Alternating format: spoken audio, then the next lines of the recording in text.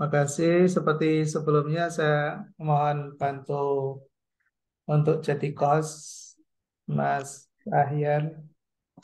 Baik, Masih Pak. ya. Eh, Baik, saya mulai saja untuk memanfaatkan waktu.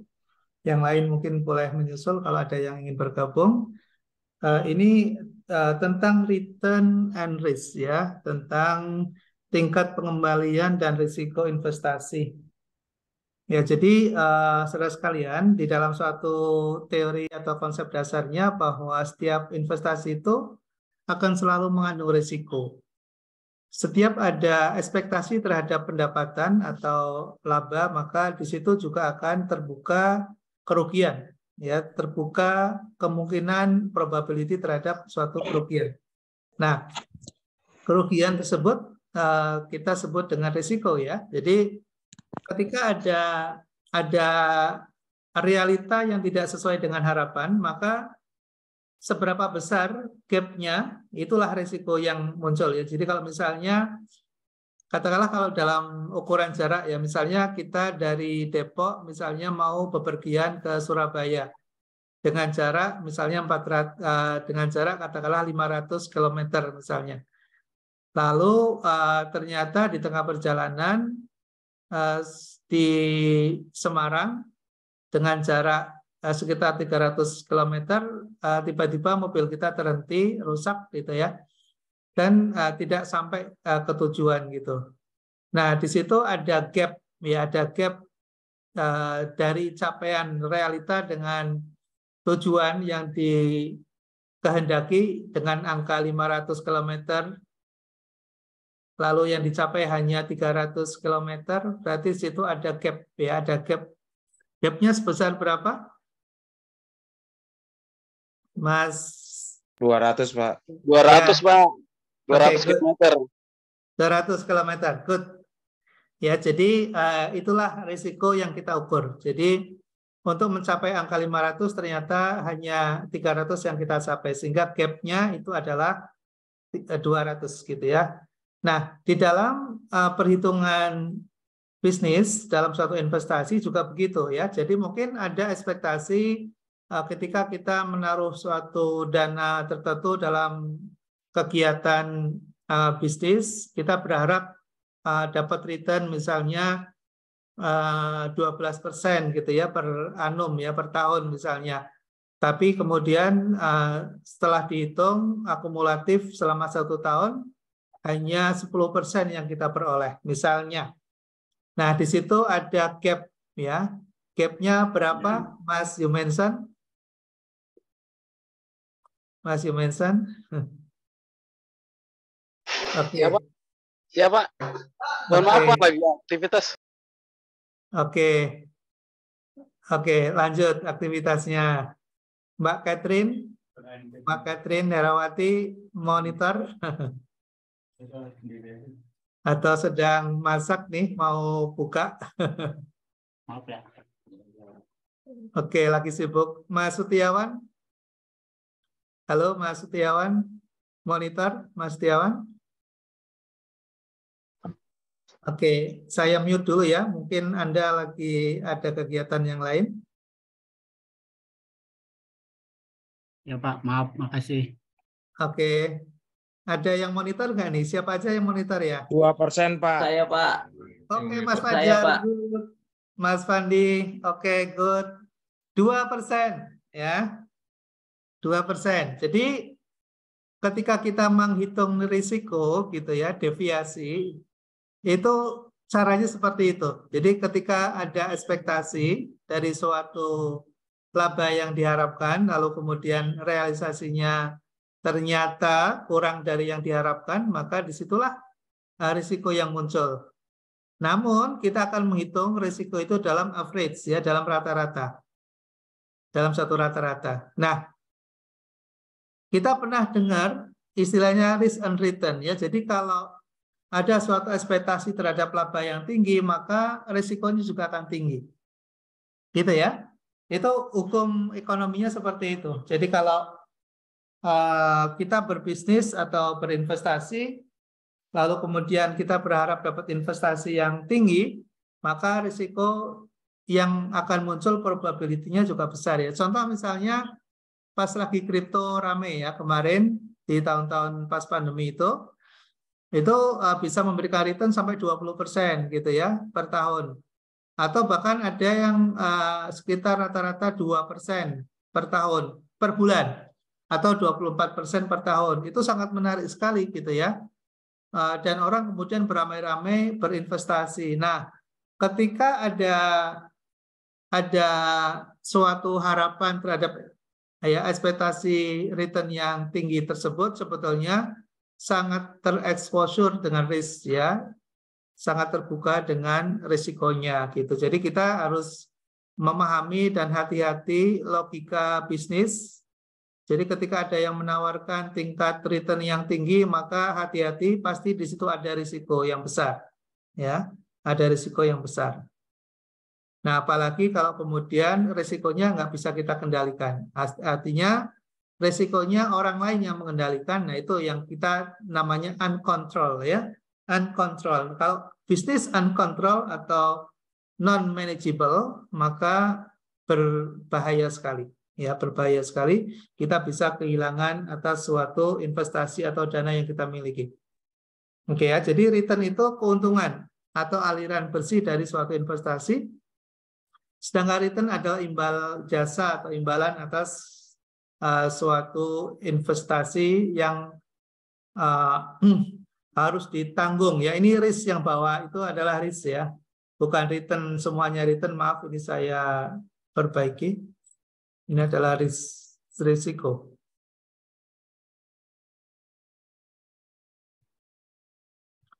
Oke. Nah, kemudian expected return ini tadi yang kita sudah diskusikan di awal. Jadi ada suatu harapan tingkat pengembalian atas investasi yang kita lakukan. Kemudian ada istilah actual returns ya, ada berapa sih sebetulnya yang kita peroleh dari investasi yang kita lakukan, ya realnya berapa? Ya realnya berapa dalam satu periode tertentu.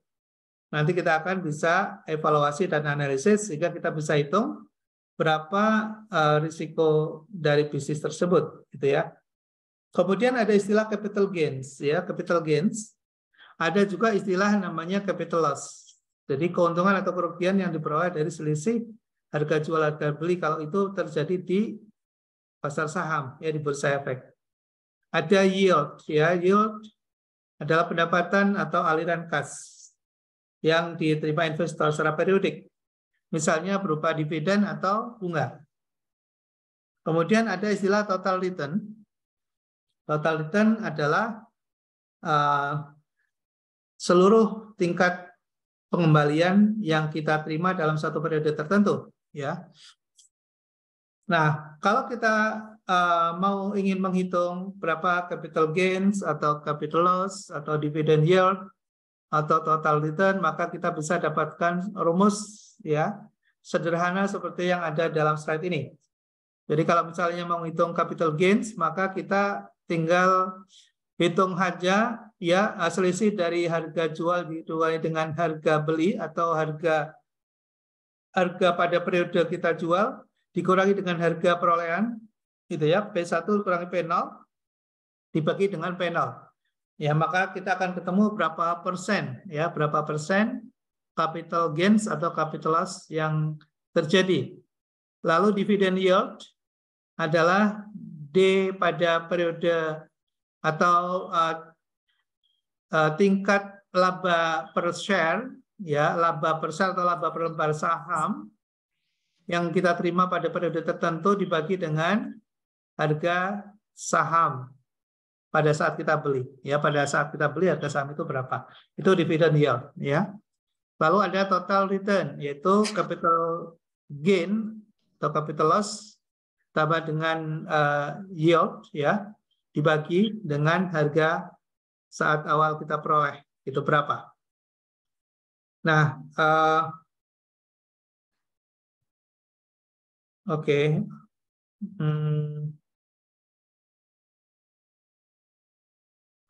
Oke, ada contoh, ya ada contoh Misalnya Ali membeli saham. Jadi kita sudah mulai masuk ke instrumen ya, ke alat instrumen keuangan yaitu saham dan obligasi. Jadi risk and return ini sudah kita mulai masuk kepada pembahasan tentang saham ya, tentang saham. Nah, Ali membeli saham dengan harga 15.000 per lembar. Saham tersebut dimilikinya selama sebulan. Lalu dijual dengan harga 16.500 per lembar. Hitunglah return saham tersebut. Sesuai dengan rumus sebelumnya, yaitu harga jualnya 16.500 dikurangi dengan harga belinya, harga awal 15.000 dibagi dengan harga awal 15.000. Ya. 16.500 kurang 15.000 ya 1.500 dibagi dengan 15.000 atau 10%. Ya 10% atau 0,1 atau 10%. Nah, itulah return yang diperoleh dalam 1 tahun dari saham yang dimiliki oleh Ali. Gitu ya. Lalu contoh yang kedua, Ali beli saham seharga 10.000 per lembar. Saham tersebut dimiliki selama setahun dan Ali menerima dividen sebesar 2.500 per lembar. Setelah pembagian dividen, saham tersebut dijual dengan harga 11.000 per lembar. Itulah return yang diterima Ali. Ya, itulah return yang diterima Ali.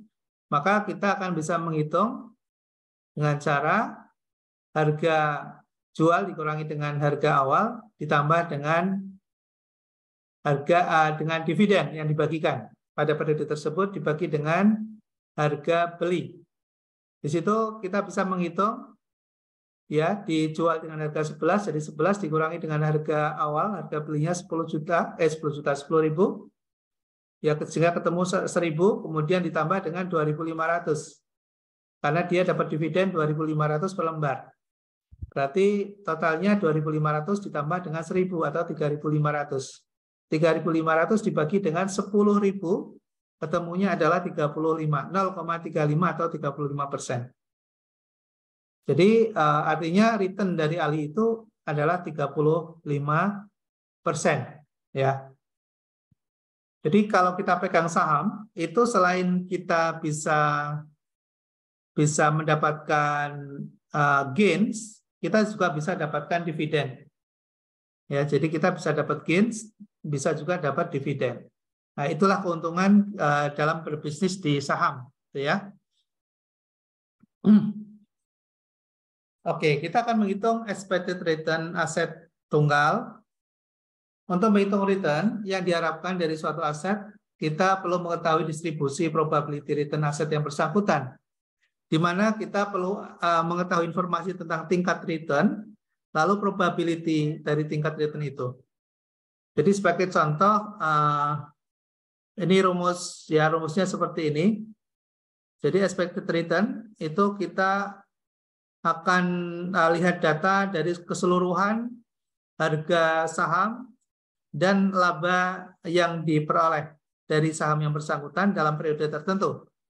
Ya, sepanjang N, ya N tahun, nanti kita akan bisa hitung dalam satu N tahun, sehingga nanti kita akan bisa ekspektasikan ya berapa expected return dari saham yang kita miliki atau yang ada kalau kita ingin hitung.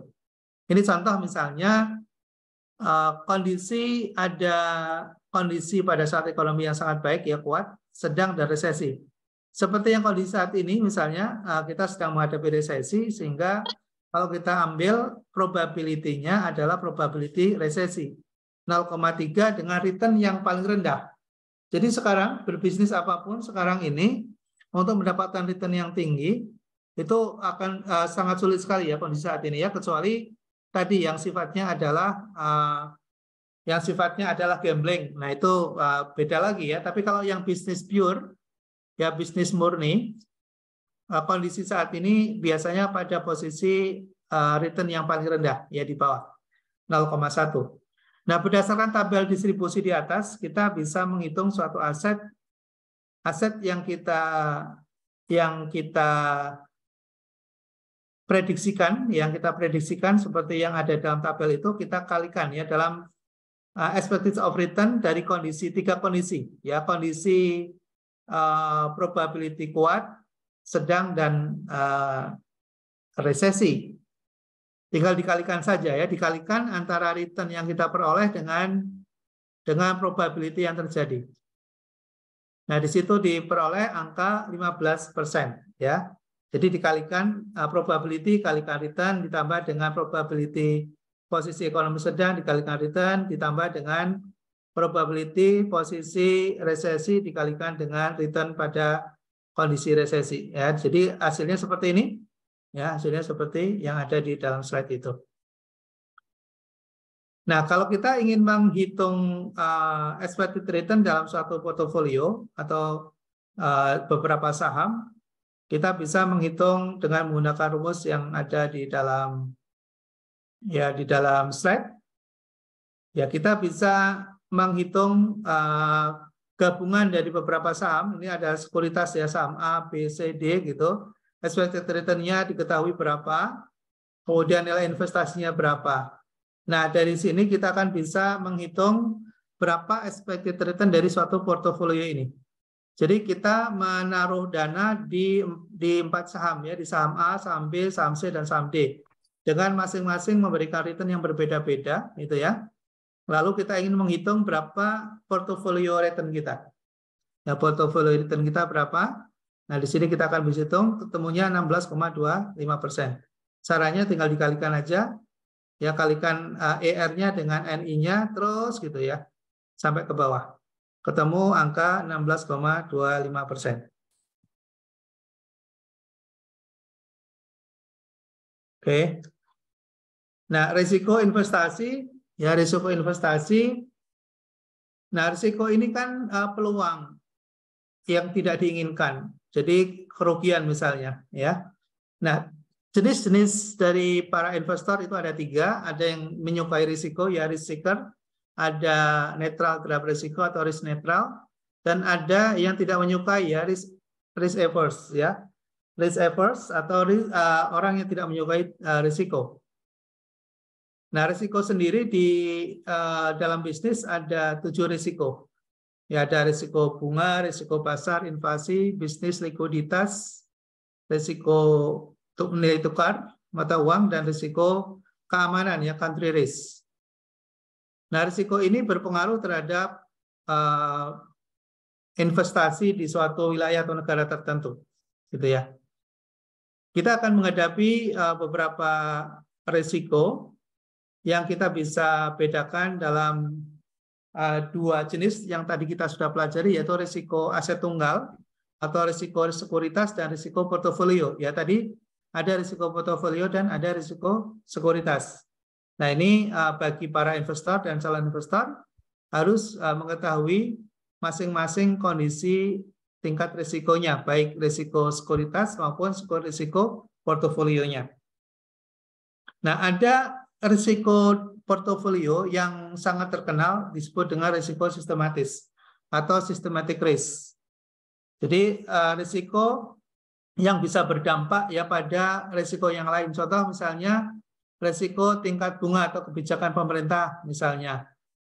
Risiko-risiko tersebut apabila terjadi maka akan bisa berdampak terhadap risiko yang lain. Contoh, ya misalnya pemerintah meningkatkan tingkat suku bunga sekarang pemerintah meningkatkan tingkat suku bunga ya, BI rate-nya dinaikkan. Nah, itu berpengaruh tuh terhadap terhadap nilai tabungan, terhadap investasi, terhadap bunga kredit. Itu berpengaruh signifikan, berdampak sistemik gitu ya. Nah, risiko dalam portofolio itu bisa dilihat ya dalam sebuah tabel grafik seperti slide ini. Kalau risiko sistematis itu bisa diukur, tapi kalau yang risiko tidak sistematis itu yang sulit diukur. Makanya dia tergambar terdeskripsikan dalam bentuk bukan garis lurus tapi multiplier atau dalam bentuk kuadran ya, dalam bentuk ya, dia eksponensial ya, dalam bentuk eksponensial. Jadi bisa berubah sangat cepat sekali gitu ya. Nah, kalau yang sistematis biasanya dia terukur, misalnya dinaikkan tingkat suku bunga sebesar 1 BPS ya, 1 point basic, ada 1 basic point misalnya, BOP ya, ada 1 BOP atau maka akan berpengaruh terhadap misalnya tingkat investasi berapa persen, itu bisa diukur. Ya, tapi kalau yang tidak terukur, yang tidak sistemik itu yang sulit ya. Misalnya tiba-tiba terjadi kemarin ya, kayak kemarin ada Silicon Valley Banks ya, Silicon Valley Banks bankrupt gitu. Tiba-tiba ya tanpa kita tahu, nah tiba-tiba berdampak terhadap harga saham ya. Nah itu yang namanya unsystemic ya. Jadi kita nggak bisa ukur. Nah, penyebab risiko yang sistematis dan tidak sistematis ya, bisa terjadi pada beberapa faktor yang disebabkan oleh faktor-faktor seperti yang ada dalam slide ini. Kalau yang sistematis itu bisa terjadi ya penyebabnya karena inflasi, suku bunga, resesi, harga BBM itu bisa diukur ya. Kayak BBM itu kalau mau dinaikkan, pemerintah mau naikkan BBM itu sudah diukur tuh. Kalau dinaikkan 10% maka akan berdampak ya, terhadap inflasi berapa persen, itu bisa diukur ya. Akan berdampak terhadap pengangguran sekian persen, itu bisa diukur. Nah, makanya kemudian pemerintah memberikan kompensasi ya, ketika ada kenaikan BBM maka pemerintah memberikan kompensasi berupa bantuan langsung tunai ya, BLT, lewat kartu pintar atau lewat apapun gitu ya, atau lewat kartu ya, lewat tunai tapi disalurkan melalui kartu begitu. Nah, itu besarannya itu bisa diukur. Ya, misalnya kalau saya naikkan harga BBM 10% dengan volume konsumsi misalnya sebesar 1 juta barel, per barelnya misalnya saya dapat keuntungan Rp1.000 misalnya, berarti dalam hitungan misalnya 1 periode tertentu, 1 tahun takwim misalnya, saya bisa dapat 100 triliun misalnya. Maka 100 triliun itu kemudian saya kompensasikan dalam bentuk BLT. Itu pemerintah bisa menghitung. Karena itu sistematis, ya, karena itu sistematis, jadi bisa dihitung. Tapi kalau yang sifatnya seperti tadi yang saya sebutkan ya, di struktur modal atau di pasar modal ada goncangan misalnya, lalu misalnya ada perang dan sebagainya, itu prediksinya sulit dilakukan. Oke. Nah, mengukur risiko investasi kita bisa menggunakan standar deviasi, ya, bisa menggunakan standar deviasi. Nah, standar deviasi itu, deviasi adalah penyimpangan. Nah, penyimpangan apa? Penyimpangan antara return expectation dengan real return-nya, dengan return yang terjadi yang diharapkan dikurangi dengan yang terjadi. Jadi selisihnya itu adalah deviasi. Ya, selisihnya adalah deviasi. Seperti tadi kita menghitung berapa sih deviasi risiko ketika kita mau ke Surabaya tapi berhenti di Semarang, kurang 200 km. Berarti deviasinya 200 km. Nah, di dalam investasi juga sama. Nah, investasi juga bisa dihitung berapa return-nya, kemudian realisasinya berapa. Nah, disitulah deviasi. Disitulah besaran risiko yang terjadi. Ya, seperti hitungnya seperti ini ya, di dalam tabel ini. Jadi probability munculnya suatu risiko bisa dihitung, kemudian return-nya itu sendiri berapa dikalikan, ya, kemudian ketemu, lalu return-nya yaitu R-nya ini dikurangi dengan ER-nya adalah 0,14, jadi 0,07 dikurangi dengan 0,014, 0,01. Nah, ini ketemunya R dikurangi dengan expectation rate of return-nya, lalu kemudian dikuadratkan 0,01. Jadi hasil di dalam kolom 5 ini semuanya pasti positif, walaupun di sini negatif, tapi kemudian di sini akan muncul positif semuanya. Ya, kemudian ini dikalikan dengan probability-nya 0,0001 dikalikan dengan 0,2, ketemunya 0,0002. Ya, jadi ini dikalikan dengan ini ketemunya ini. Nah, total dari ini disebut dengan varian deviasinya ini 0,002. Inilah tingkat risiko ya tingkat risikonya, atau risikonya kalau dikalikan 100% berarti ketemunya 2%, ya, sekitar 0,2%, ya 0,2%. Jadi nah di dalam investasi ketika ada risiko bergerak gitu ya, 0,1% aja itu bisa langsung dihitung. Karena 0,1 misalnya, atau dalam konteks contoh ini 0,002 atau 0,2% saja risiko itu kelihatannya tidak ada 1% kan, 0,2, tapi dari berapa miliar gitu ya nilai investasinya. Misalnya nilai investasinya katakanlah 100 miliar misalnya, kan 0,2 dari 100 miliar besar sekali ya, kita bisa rugi sekitar 2 miliar gitu. Jadi angkanya memang 0, tapi dampaknya sangat besar ya kalau di dalam kegiatan investasi. Oke. Nah, ini ada suatu ada suatu contoh. Ada saham A, ya, kemudian diamati, lalu kemudian diperoleh suatu data, probability-nya untuk dapat 20% itu probability-nya 0,3, kemudian untuk dapat 18% probability-nya 0,4, 15% 0,3. Pertanyaannya, dari data di atas berapa hitung saham risiko, ya? Hitung risiko saham A.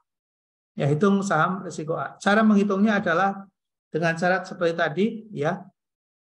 Dari return-nya 0,2, 0,18, 0,15 ya. 0,2 dikurangi dengan cari dulu rata-ratanya ya, dicari dulu 0,3 kali 0,2 semuanya ketemu average 17,7.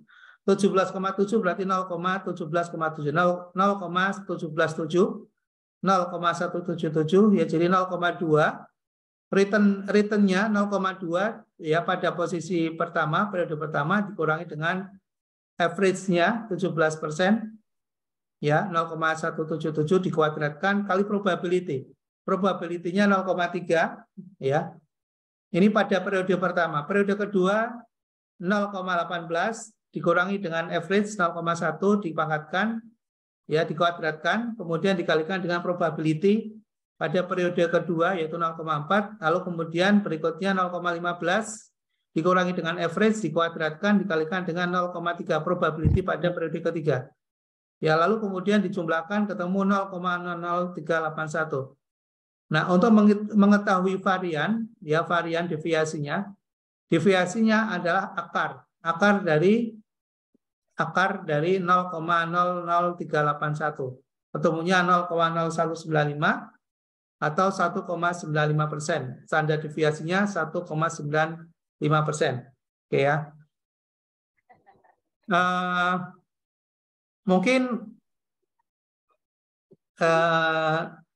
ada pertanyaan? Kalau ada pertanyaan silakan ya, kalau ada pertanyaan.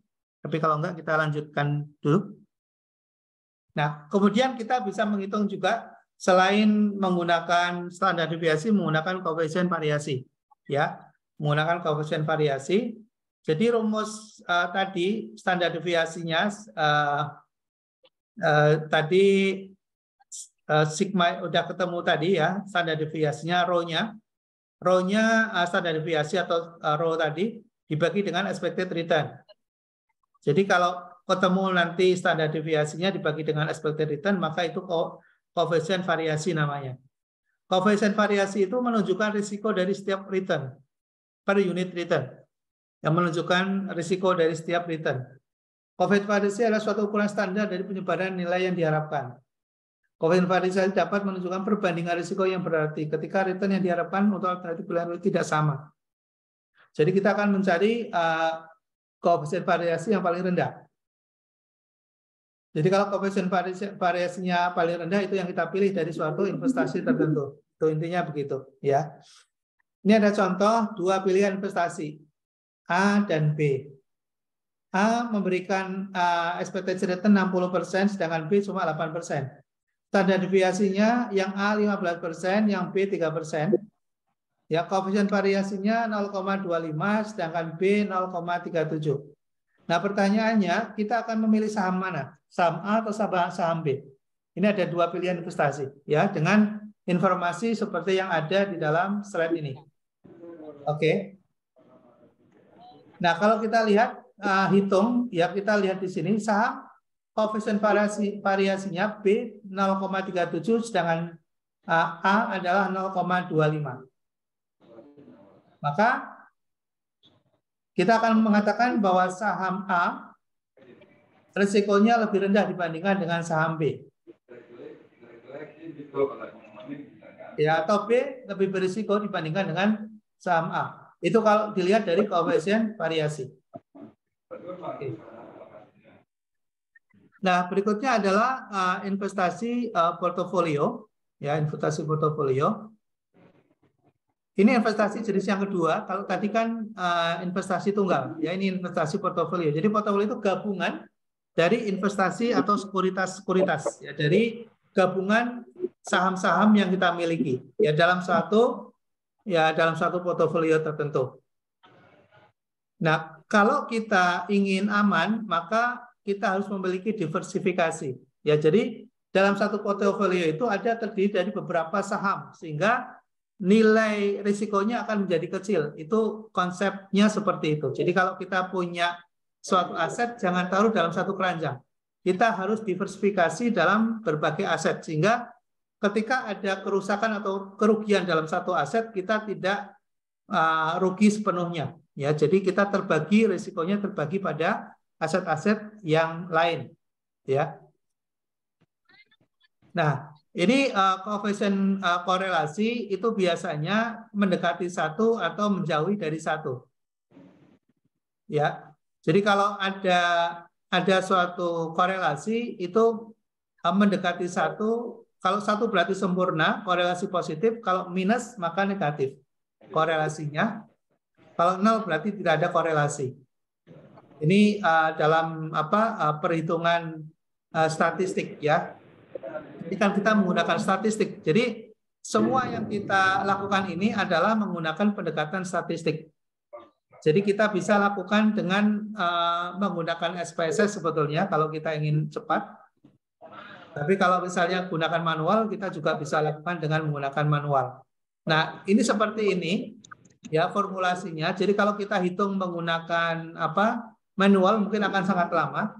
Tapi kalau kita menggunakan program lebih cepat ya, lebih mudah. Oke. Ini saya kira nanti bisa dibaca saja karena untuk kita latihan membutuhkan waktu ya tersendiri. Jadi silakan bisa dipelajari, dibaca-baca gitu. Mungkin karena saya kebanyakan soal yang saya susun itu dalam bentuk multiple choice ya, jadi saya akan buat yang relatif lebih sederhana ya. Yang penting konsepnya bisa dipahami. Ya, konsepnya bisa dipahami dan tinggal memilih saja, seperti misalnya harus memilih A atau B, ya itu konsep-konsep aja ya. Perhitungannya nanti saya kira mungkin di pendalaman kalau mengambil mau mengambil saya belum tahu nih di program Magister kita ada yang konsentrasinya keuangan atau tidak. Ya kalau tidak, saya kira tidak perlu sampai dalam menghitung secara statistik. Ya, tapi kalau ada, saya kira kita bisa usulkan bisa yang namanya mata kuliah tersendiri ya, analisis portofolio investasi. Kuliahnya namanya analisis portofolio investasi ya. Jadi ada mata kuliah tersendiri untuk mendalami ini. Ini saya kira untuk pemahaman awal cukup ya dengan melihat perbedaan-perbedaan dan secara cepat bisa mengambil keputusan. Ya tanpa harus melakukan perhitungan secara detail, ya, tapi cukup memahami dari makna saja. Misalnya makna apa sih kalau mendekati 1 ya positif, oh berarti korelasi positif signifikan gitu. Nah, memahami seperti itu saja. Kalau negatif, oh berarti berhubungan terbalik, ya. Kemudian semakin menjauhi 1 maka semakin sempurna, gitu ya, signifikan, semakin signifikan. Artinya kalau semakin mendekati angka 1 berarti artinya risikonya makin besar, makin sempurna risikonya gitu. Nah itu terjemahan seperti itu yang diperlukan. Ya, tanpa untuk perhitungan saya kira kita bisa menggunakan beberapa alat analisis yang ada. Nah, ini nanti latihannya bisa dikerjakan, tapi ini sudah ada jawabannya sebetulnya, tapi nanti bisa dicoba ya, terutama untuk memilih risiko. Jadi ini ada kondisi seperti ini misalnya, lalu kita diminta misalnya untuk memilih saham mana gitu ya yang paling bagus gitu. Oke, saya kira demikian karena tadi 1 jam gitu ya. Saya kira cukup. Untuk tambahan nanti setelah ini saya siapkan untuk akses absensinya belum tersiapkan. Lalu seperti biasa ada latihan ya, nanti saya akan info latihannya karena kita butuh mengukur ya sampai seberapa besar serapan pengetahuan kita ini. Terima kasih atas perhatiannya. Tapi kalau ada yang mau ditanyakan mungkin 1 atau 2 pertanyaan boleh lah ya. Silakan kalau ada yang mau tanya, saya tutup. Silakan. Latihan soalnya nanti yang itu ya. Ya, jangan sampai lupa ya akses username sama passwordnya. Itu jangan sampai lupa gitu ya, dicatat di HP atau dicatat di tempat yang aman. Jadi kalau masuknya username-nya salah, nah biasanya nggak bisa masuk gitu ya. Passwordnya lupa, nggak bisa masuk gitu. Ada yang mau ditanyakan mungkin yang lain silakan. Tapi nilainya kemarin saya lihat average bagus ya, average bagus. Walaupun ada yang nilainya 20. Kayaknya sih itu mungkin ya mengerjakan sambil nonton TV gitu, lupa lalai gitu lalu ketutup gitu ya. Karena kan waktunya terbatas ya, cuma 15 menit gitu. Jadi kalau misalnya ngerjakan sambil ngerjakan yang lain biasanya akan kelewat gitu. Ya, nilainya boleh di-share, Pak. Boleh di-share, Pak? Oh, boleh. Boleh, Pak. Usulnya berapa, Pak? Ya, nanti kita share di grup aja ya. Ya, Pak. Baik, Pak. Makasih, Pak. Oke, makasih. Bu Sylvie kayaknya bagus nih, Bu Sylvie. Bagus semua. Amin, alhamdulillah. Senyum-senyum ini Bu Sylvie berarti bagus. Bapak untuk absensinya gimana, Pak? Ya, nanti seperti biasa ya absensinya saya siapkan nanti ya di e-learning-nya Gizi ya. Oke, boleh dibuka kameranya saya untuk simpan yang hadir. Oke ya, slide pertama ya, 1, 2, 3. Saya simpan dulu, maaf nih, saya simpan dulu. Oke, kemudian slide yang kedua, 1, 2, 3. Saya simpan dulu sebentar. Oke, kayaknya ada semua yang hadir 38. Oke, terima kasih. Selamat sore semuanya. Selamat berbuka bagi yang berbuka di Indonesia. Selamat sore, Pak. Selamat sore, terima kasih. Terima kasih. Assalamualaikum. Waalaikumsalam warahmatullahi wabarakatuh. Mohon izin ya, kita akhiri sampai sini. Terima kasih.